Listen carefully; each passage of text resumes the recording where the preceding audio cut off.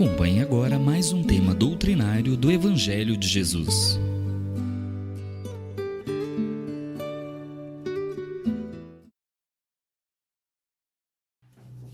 Queridos companheiros de Ideal Espírita, boa tarde a todos. É sempre uma alegria, um prazer, quando a gente recebe o convite para falar, para estudarmos juntos na casa de Aniceto, casa de minha mãe, a quem eu devo muito, então é uma casa que eu tenho no meu coração sempre. Muito obrigada aos irmãos que nos convidaram a estar aqui na noite de hoje. Hoje a gente vai falar sobre o capítulo 18, muitos os chamados e poucos os escolhidos. E especificamente o item 13, 14 e 15 do Evangelho segundo o Espiritismo. Deixando claro que muita gente pensa que nós espíritas temos um evangelho próprio, né? Aos espíritas eles têm um evangelho deles. E a gente sabe que não é bem assim, né? O Evangelho segundo o Espiritismo nada mais é que o Evangelho de Jesus, explicado à luz da doutrina, dos ensinamentos dos espíritos superiores. Mas nada mais, nada menos é do que o Evangelho de Jesus. Nós não temos um Evangelho próprio, nós temos o Evangelho, que é o Evangelho de todo mundo. E o nosso item da noite de hoje, eu confesso para vocês que eu tive muita dificuldade para preparar esse tema, porque o tema será dado àquele que tem. Como hemos falado, itens 13, 14 e 15. E, na verdade, nós vamos aprender juntos. Porque tem certos temas do Evangelho que nós não podemos levar ao pé da letra, porque senão a gente não entende, a gente fica como que um pouco perdida. Então a gente vai lendo e comentando, porque é um tema muito didático, mas a gente, como sempre, recebe muita ajuda, né? E o próprio Espírito Amigo, que faz os comentários aqui na Instrução dos Espíritos, ele nos explica de uma maneira extraordinária, muito didática. Então, nós vamos aprender juntos. Então, antecipadamente, eu já peço desculpas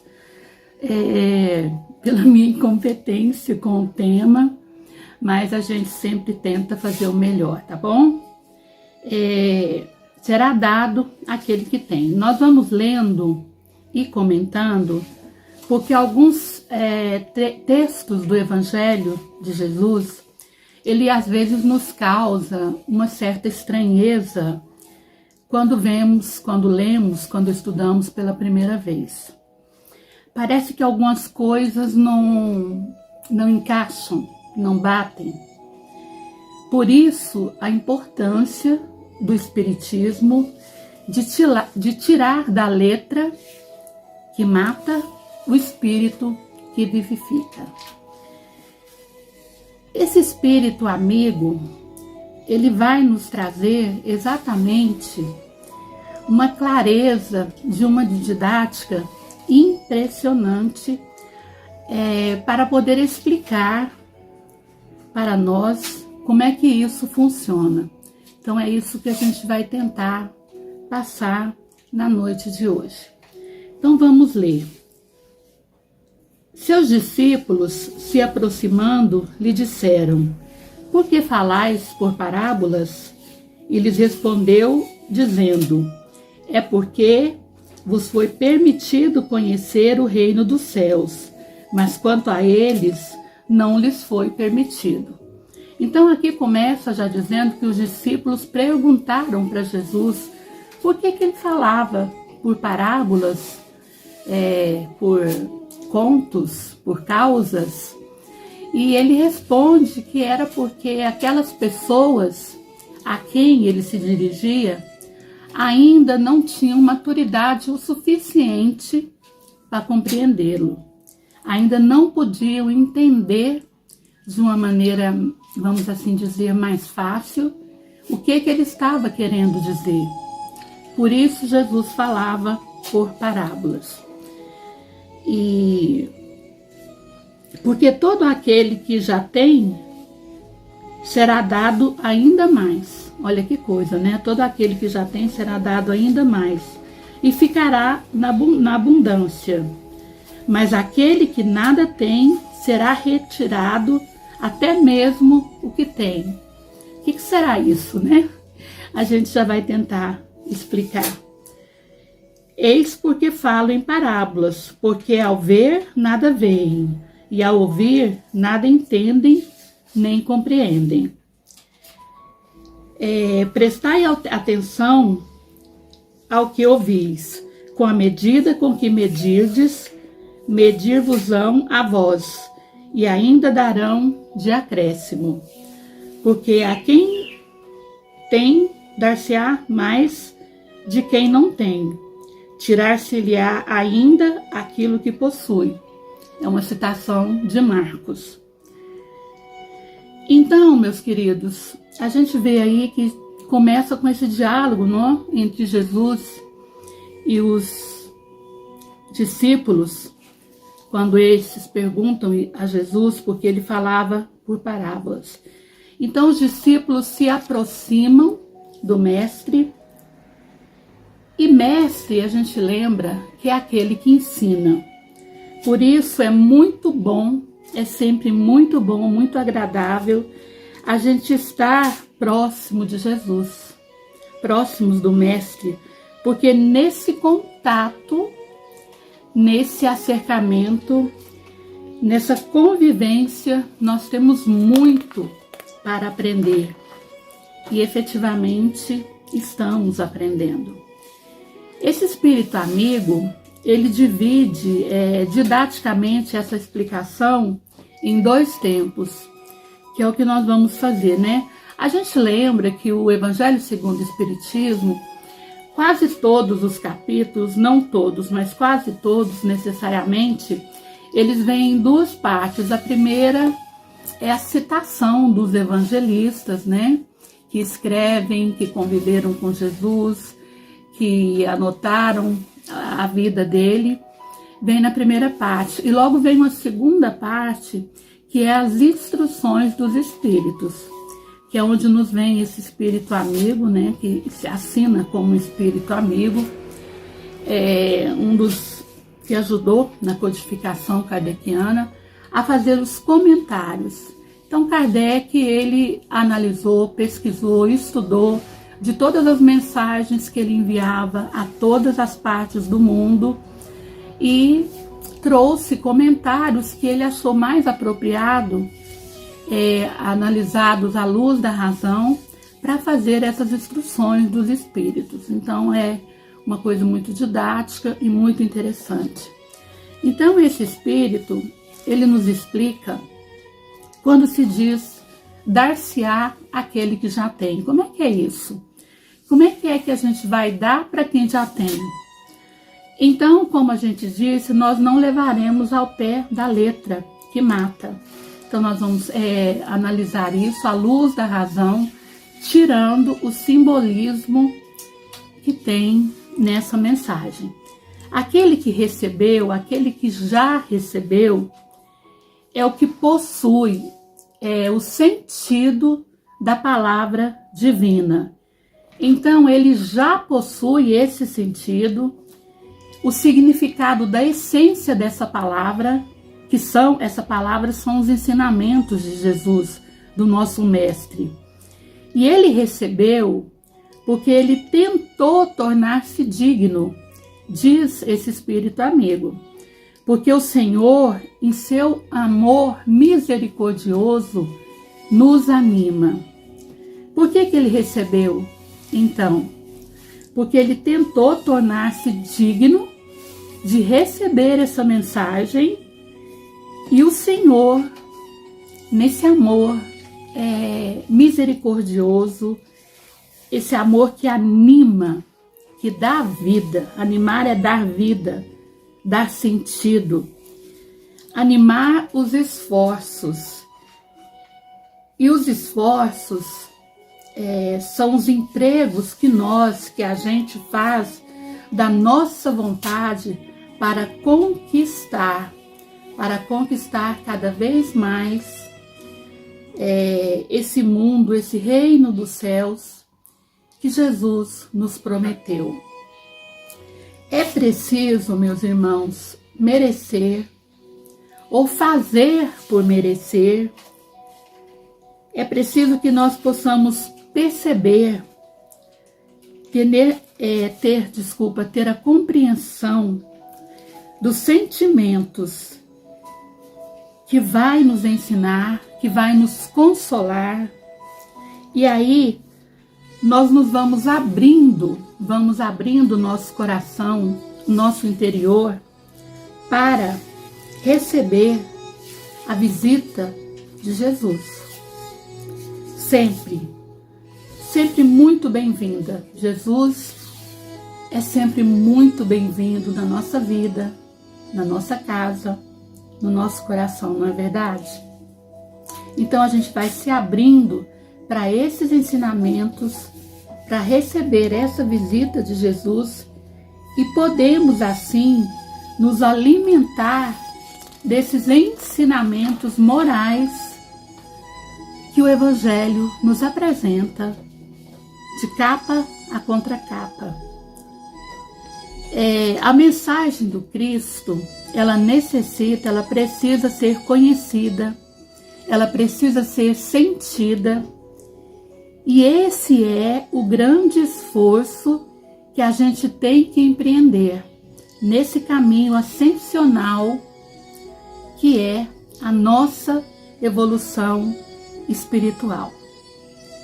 Eu acho que está claro até aqui, né? A gente vai fazendo assim, falando devagarinho, como dizem os mineiros, para ver se a gente pode entender e aprender um pouquinho dessa passagem. Então, esses que receberam, esses que estão recebendo, são esses que estão dispostos, animados, com boa vontade para ajudar. Por isso eles receberam, porque eles têm condição de compreender e de passar à frente, de transformar esses ensinamentos, essas mensagens em atitudes. Porque como que Jesus vai dar para aquele que não está com a terra preparada? Aí eu acho que é o ponto X, né, desse ensinamento. Por que ele recebeu? Porque ele estava com a terra preparada para esses ensinamentos, de compreender, de colocar em prática e principalmente de vivenciar. E logo vem, em continuidade disso, o texto fala que vai tirar daquele que não tem. Como é que vai tirar daquele que não tem? Se a pessoa não tem nada, como é que você vai tirar dele? Fica algo assim, como que paradoxal, né? Um paradoxo é aquilo que não tem pé, que não tem cabeça, que não tem sentido. Mas se nós analisarmos à luz da razão, nós vamos entender e ver que não é isso. Isso é apenas um simbolismo.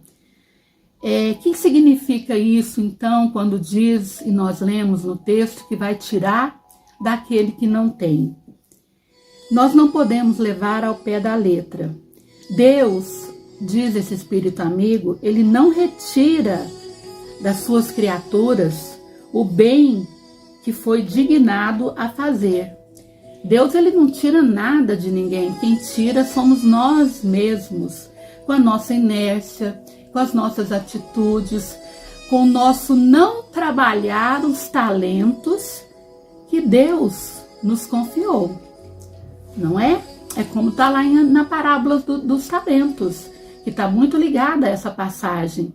Deus dá uns talentos a um, outro talento a outro, uma determinada quantidade para cada um, para que as pessoas, para que nós pudéssemos multiplicar esses talentos. E muita gente multiplica e outras não fazem nada. Simplesmente, como diz na parábola, enterrou aquele talento. não passou para frente, não fez essas sementes reproduzirem, nascerem. Então é mais ou menos isso. Então ninguém perde o que já conquistou.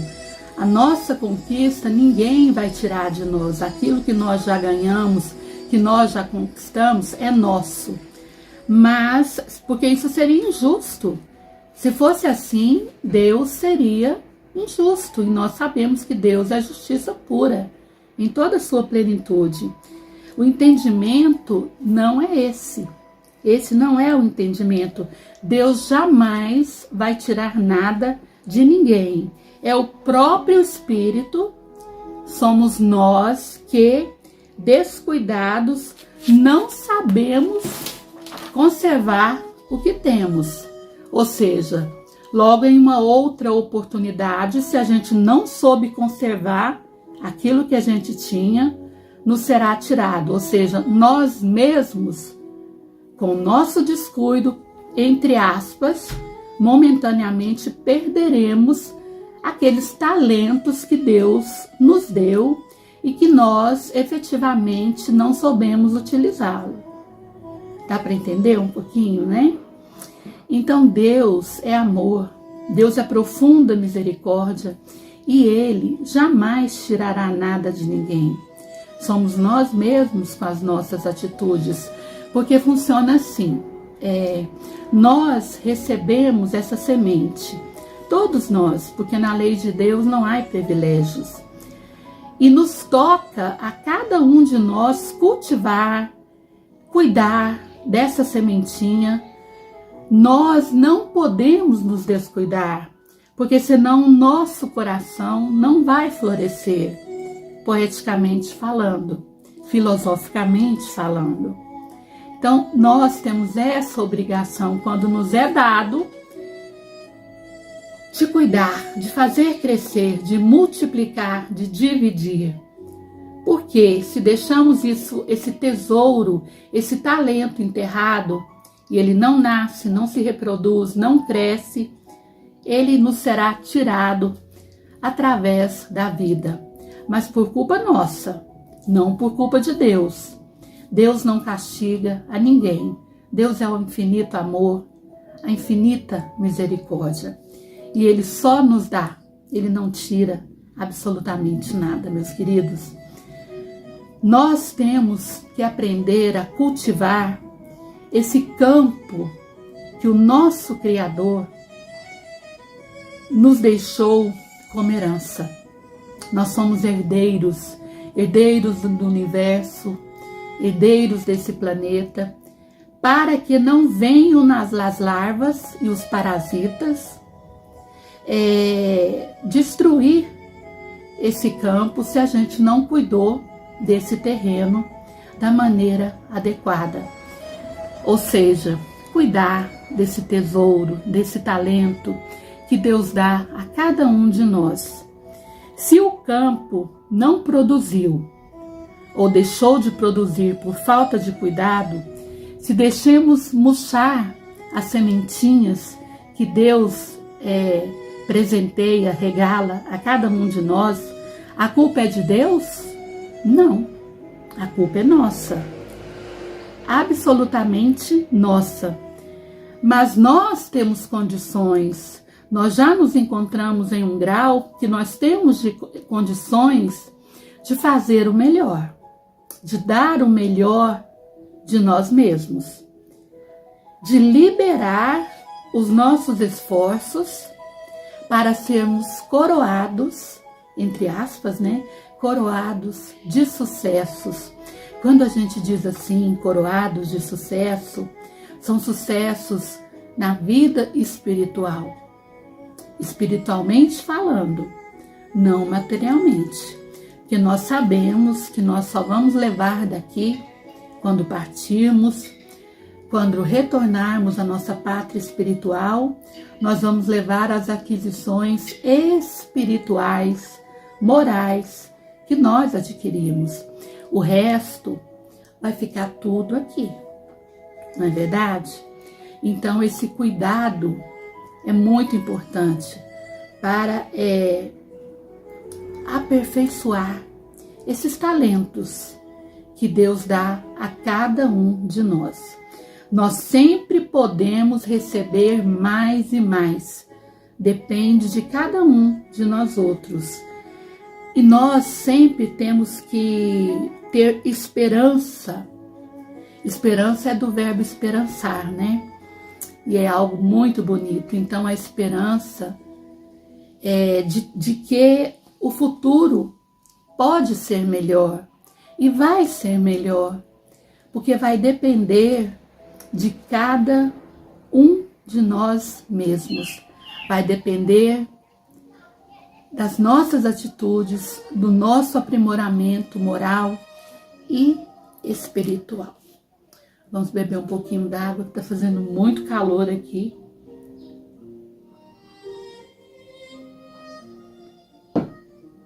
Então, a gente já entendeu um pouquinho, né? Por que se dá aquele que já tem e por que vai tirar daquele que não tem. Recordando novamente que Deus não tira nada de ninguém, somos nós mesmos. Nós estamos, meus irmãos, nesse mar da vida, vivendo momentos difíceis, momentos turbulentos. Estamos em um momento de transição, de transformação do planeta. E como estamos nesse mar da vida, a gente se recorda que um bom marinheiro, ele não se faz, ele não se forma em um mar calmo. Não é verdade?